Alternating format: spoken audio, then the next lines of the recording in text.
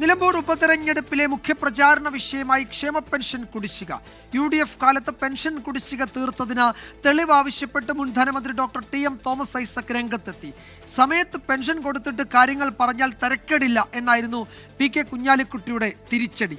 ചില ക്ഷേമ പെൻഷനിൽ മാത്രമാണ് കുടിശ്ശിക ഉള്ളത് എന്നാണ് LDF സ്ഥാനാർത്ഥി M സ്വരാജിന്റെ പ്രതിരോധം. തിരഞ്ഞെടുപ്പ് കാലത്ത് ക്ഷേമ പെൻഷൻ കുടിശ്ശിക തീർക്കുന്നത് കൈക്കൂലിയാണെന്ന KC വേണുഗോപാലിന്റെ പരാമർശമാണ് പെൻഷൻ വിഷയം നിലമ്പൂരിൽ പ്രധാന വിഷയമാകാൻ കാരണം. വികസന ക്ഷേമ രാഷ്ട്രീയം ചർച്ചയാക്കാൻ പറ്റിയ അവസരമായി കണ്ട CPM നേതൃത്വം UDF കാലത്തെ കുടിശ്ശികയുടെ കണക്ക് ഉയർത്തിക്കൊണ്ടുവരികയാണ്.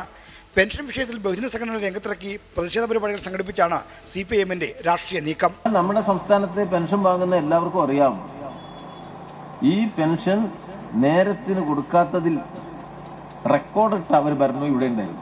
നേരത്തെ ഇത് ഒരിക്കലും കൊടുക്കില്ല. അധികാരം വിട്ടൊഴിഞ്ഞു പോയ ഇതിനു മുമ്പുള്ള UDF ഗവൺമെന്റ് 18 മാസക്കാലത്തെ പെൻഷനാണ് കൊടുക്കേണ്ടിരുന്നത്. 18 മാസം.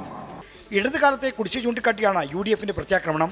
മറ്റു വിഷയങ്ങൾ കിട്ടാത്തതുകൊണ്ടാണ് KC വേണുഗോപാലിന്റെ പരാമർശം ആളിക്കത്തിക്കാൻ നോക്കുന്നതെന്നും ഐക്യമുന്നണി നേതൃത്വം തിരിച്ചടിക്കുന്നു.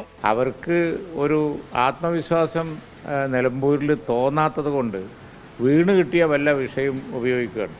അങ്ങനെയാണ് ഈ പെൻഷൻ കൊണ്ട് നടക്കുന്നത്. ഇടതുപക്ഷത്തിൻ്റെ പെൻഷൻ സംബന്ധിച്ചുള്ള മുഖം ഇപ്പോൾ അത് സമയത്തിന് കൊടുക്കാത്ത ഗവൺമെൻറ് എന്നുള്ളതാണ്. ക്ഷേമ പെൻഷൻ കുടിശ്ശികയുണ്ടെന്ന UDF വാദത്തെ പ്രതിരോധിക്കാൻ LDF സ്ഥാനാർത്ഥിയും ശക്തമായി രംഗത്തുണ്ട്. UDFന്റെ അവസാന കാലത്ത് പെൻഷൻ ഉണ്ടായിരുന്നില്ല, ഒരൊറ്റ പെൻഷനും കൊടുത്തിട്ടില്ല. അത് LDF ആണ് കുടിശ്ശിക തീർത്തത്. ഭാഗികമായി കാര്യങ്ങളെ അവതരിപ്പിക്കുന്നതും ബോധപൂർവം കളവ് പറയുന്നതും ജനാധിപത്യത്തെ ശക്തിപ്പെടുത്തില്ല. സത്യത്തിൻ്റെ വഴിയിലേക്ക് സാവധാനമെങ്കിലും കടന്നു വരൂ സഹോദരന്മാരെ എന്ന് പറയാൻ മാത്രമേ നമുക്ക് സാധിക്കൂ. 2014 സെപ്റ്റംബർ മുതൽ കുടിശ്ശികയായിരുന്ന പെൻഷൻ തുക വിതരണം ചെയ്തതിന് തെളിവ് കാണിക്കാൻ മുൻ ധനമന്ത്രി ഡോക്ടർ TM തോമസ് ഐസക് പ്രതിപക്ഷത്തെ വെല്ലുവിളിച്ചു. 2014 ഓഗസ്റ്റിൽ ഓണം പ്രമാണിച്ച് തപാൽ വഴി വിതരണം ചെയ്ത പെൻഷൻ എത്ര പേർക്ക് കിട്ടിയെന്നതിന് തെളിവുണ്ടോ എന്നും ഐസക് ചോദിക്കുന്നു. 24 തിരുവനന്തപുരം.